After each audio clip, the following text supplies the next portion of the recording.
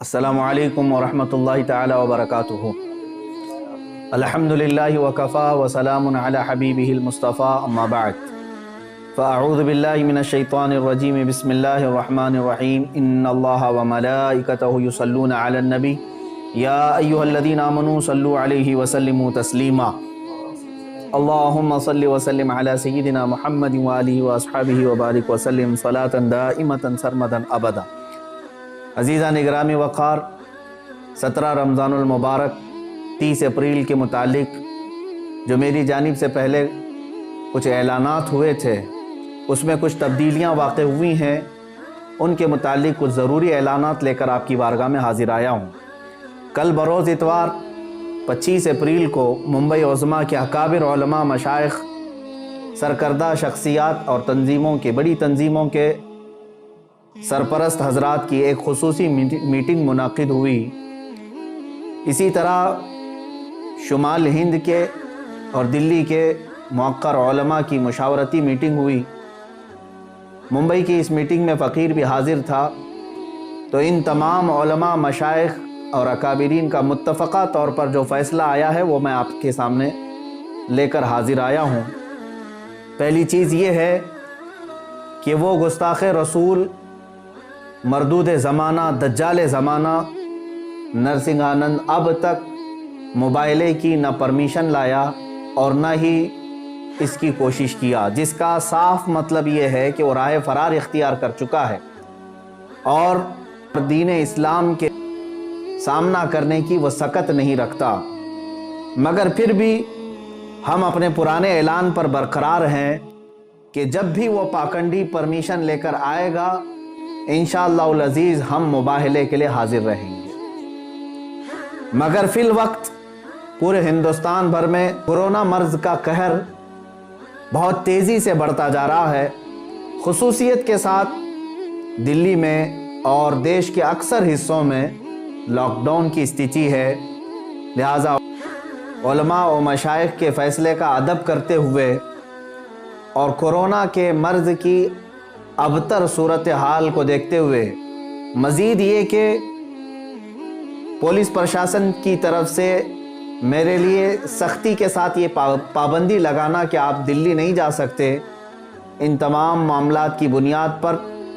30 April کو دلی جانے کا ارادہ ملتوی کیا جاتا ہے۔ مگر جب حالات لاک ڈاؤن اور کورونا کے صحیح ہو جائیں اور اس وقت تک بھی اگر ایکشن نہیں لیا جاتا تو ہم دگنا قوت و طاقت کے ساتھ اس خبیث کے خلاف پھر آواز اٹھائیں گے۔ ہاں، یہ بات یاد رکھیں، باطل سے دبنے والے اے آسمان نہیں ہیں ہم، 100 بار کر چکا ہے تو امتحان ہمارا۔ ہزاروں عاشقان رسول صلی اللہ تعالیٰ علیہ وسلم، علماء اور عوام جو 30 اپریل کو دلی جانے کے لیے بے قرار تھے، ان سب سے میں گزارش کرتا ہوں کہ دلی کے اور دیش کے خراب حالات کے پیش نظر آپ اپنے گھروں میں رہیں، اور 17 رمضان المبارک کو، کل بھی الحمدللہ ہمارا یوم فتح تھا، آج بھی یوم فتح ہی ہوگا۔ آپ تمامی حضرات اپنے اپنے گھروں میں رسول پاک صلی اللہ تعالیٰ علیہ وسلم کی عظمت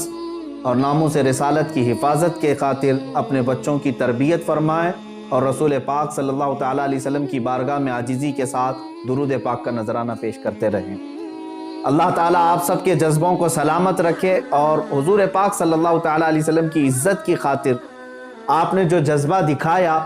اس کو اللہ تعالیٰ برقرار رکھے۔ آگے انشاءاللہ العزیز سرکار دو عالم صلی اللہ تعالیٰ علیہ وسلم اس جذبے کو ضرور قبول فرمائیں گے۔ دوسرا اعلان عوام اور نوجوانان اہل سنت کے لیے یہ ہے کہ جس طرح میں نے پچھلے اعلان میں یہ کہا تھا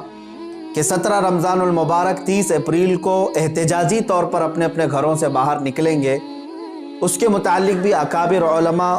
سرکردہ شخصیات کا یہ فیصلہ آیا ہے۔ چونکہ ہندوستان بھر میں کورونا مرض جس شدت سے بڑھ رہا ہے، تقریباً دن میں 3.5 لاکھ مریضوں کی تعداد، اور اس میں بھی اضافہ ہوتا جا رہا ہے، اور پھر حالات یہ بھی کہ اس کو کنٹرول کرنے میں ہماری حکومت کی ناکامی پر پوری دنیا بھر میں اس پر جو مذمت ہو رہی ہے، تو علماء اور مشائخ کا یہ فیصلہ آیا ہے کہ ابھی اگر آپ 30 تاریخ کو احتجاجی طور پر اپنے گھروں سے باہر نکلتے ہیں تو کورونا اور پھیلانے کے معاملات یہ سب آپ کے سروں پر پھوڑ نہ دیا جائے، اس کا ذمہ دار آپ سب کو نہ قرار دیا جائے، جس کے لیے میڈیا بھی پورا تیار بیٹھا ہوا ہے۔ لہٰذا 30 اپریل کو یہ احتجاج بھی ملتوی کیا جاتا ہے، مگر اے نوجوانوں یاد رکھو، ہم نے صرف احتجاج کو ملتوی کیا ہے، لیکن ہر گستاخ رسول کے خلاف ہم آواز اٹھاتے رہیں گے انشاءاللہ۔ رسول پاک صلی اللہ تعالیٰ علیہ وسلم کی بارگاہ میں ہم شرمندہ ہیں کہ گستاخ اب بھی بھوک رہے ہیں، اور یہ سب کو پتہ ہے یہ سب حکومت کی پشت پناہی پر ہو رہا ہے۔ بہرکیف میں اپنے بڑوں کا ادب کرتے ہوئے ان کے حکم پر